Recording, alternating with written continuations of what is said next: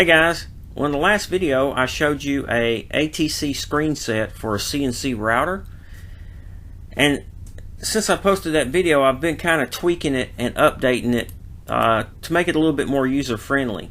So I wanted to kind of go over the new setup and show you how it works. So this is the ATC tab. Your other tabs are basically the same tabs that come with standard MACH3. The changes are the ATC tab and of course the offset tab. Now the offset tab, I've added my probing routines as well as a touch off. And for the ATC screen, this is completely new. Graphically I've changed the spindle, the way it looks, and also the LED. Now you can see that the tool here is red, and when the indication is red, that tells you that the tool is not clamped. When it turns green, the tool is in a clamped position.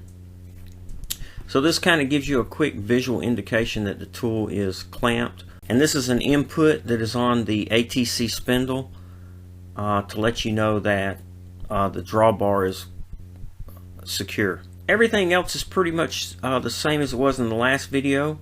So first, before we get started with the tool change, we need to set up our tool change locations. Each position has its own coordinate. So we need to go to the setup screen.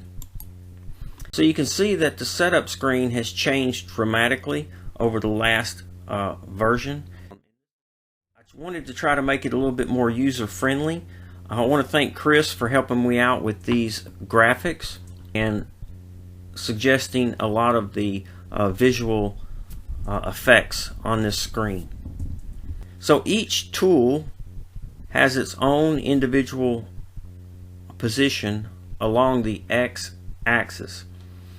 These are in machine coordinates, and so you jog tool 1 over to the rack, get it in place, clamped into the rack, and then once you get that tool into that position, the spindle, while it's still in the spindle of course, you just simply push the set button, and then that will go and get the machine coordinate for that position. And then you just move on down the row to each of the tool change slots. Next we have our Z clearance plane. This is the distance where the spindle will clear the top of each tool. Again, you just need to hover above the tool, give a distance that you feel comfortable with, and then hit the set button. This will go out and get the machine coordinate for the Z, and it'll put it in this DRO. Now these are from machine 0, so this is from the distance from Z0 to this clearance plane here. We have a jog on and off button so you can jog around on this screen, and then this is the pick and place feed rate for the tool change. This is our Y rack center line. Again, this is from Y0, so this is the distance where the center of the spindle will be over the rack. So once the tool's in the rack, as you see positioned here, you simply just hit set, and this will go and get this in machine coordinates, and it'll put it in this DRO. Same for the Z load plane. While you have the tool and spindle in this position, just simply hit the set button, and it'll get that information and update this DRO. Then you want to jog the tool and the spindle away from the rack so that it looks like this, and then you simply hit the set button, and then that will give you the clearance for the spindle and the rack here. I think graphically it's a lot better representation from the old previous version, and it's a little bit easier to see what's going on and a little bit easier to set up. So that's basically it. Once you have all these dimensions set up, then you're ready for a tool change. So now to use the machine to load a tool in any one of the rack positions, all we have to do is simply push the power drawbar button. This will release the collet and allow you to insert the tool manually. This stays released for 3 seconds. It'll reclamp. We simply type in the tool number that corresponds with the tool into the spindle DRO, and then you just push whichever slot number you desire. In this case, it'll be slot number 1. It will go over to rack position for X, which is 1 for slot 1 in my particular situation. It will go down, load the tool into the rack, release the tool, come back up, and return to wherever the tool change was initiated. In this case, it was at 0. Now, there are also built-in jam detection. Some spindles have a sensor that lets you know if the tool released or did not release, clamped or unclamped. So I have that built in here with this LED. So in this particular scenario, the tool is clamped. We're going to manually load it. It's going to go over to position 1, go down, slide into the rack. It'll try to release the tool. If it does not release the tool, you get this fault message, tool not released, clear jam. At this time, you can go over and see what happens to be the problem.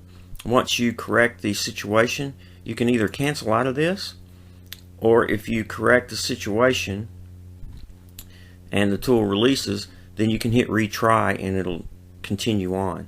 It will not allow me to change the state of this LED in simulation mode for some reason. You can see because we had this jam and we canceled out, it did not update this DRO, and it doesn't really know if the tool is in there or not. So you have to be aware of that. But let's load the tool in there.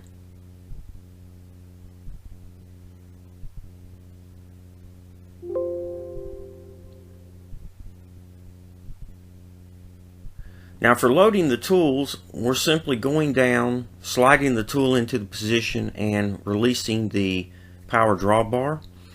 During a tool change, however, we will be releasing the power drawbar and also clamping to the new tool position. So there is jam detection on both sides of that, whether it's clamped or unclamped. Also notice that whenever the spindle is clamped, the power drawbar is red, and when it is released, the power drawbar is on and the tool is released. So they change opposite of each other. So that's pretty much how to load. Now in order to do a tool change, let's call for tool 14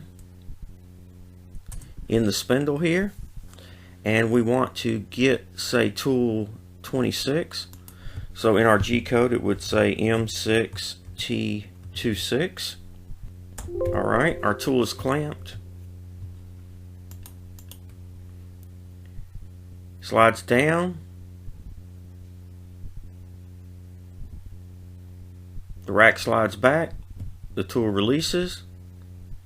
We drop off tool 14. Now we're going over to slot 6, which happens to be 6 inches. Z goes down. We clamp.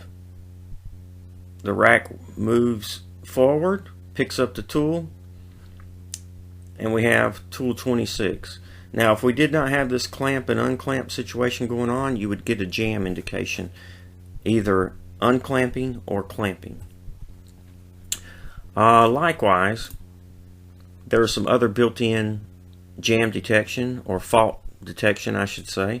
Let's say you're trying to put tool 26, you have it loaded in the spindle and your DRO is not 0 down here, and you want to try to load it into 1. It will let you know that MACH3 seems to think that there's a tool in here, so you need to verify that it is empty and delete this DRO. Now to delete the DRO, you just simply type in 0 and that will delete the DRO. If you would like to delete all the DROs, you can just simply push this delete all button. This will remove all the DROs. It gives you this prompt, so if you accidentally hit this button and you didn't mean to, then you can simply hit no. That's pretty much it. I think the enhanced graphics really are much nicer on the main screen here for the spindle, as well as the setup screen. I think it makes it a lot easier to visualize and understand what's going on. So that is the CNC router 8-position rack style screen set and tool changer. If you're interested in this, it is available currently on the website. If you're interested in the CNC router that you saw at the beginning of this video, you can contact RSACNC at gmail.com, and they can give you more information on this particular CNC router. It features linear rails, a 3 horsepower spindle, and it uses ISO 20 tooling. Thanks guys for watching the video. Thumbs up if you liked the video. Please subscribe to the YouTube channel, and most importantly, be safe.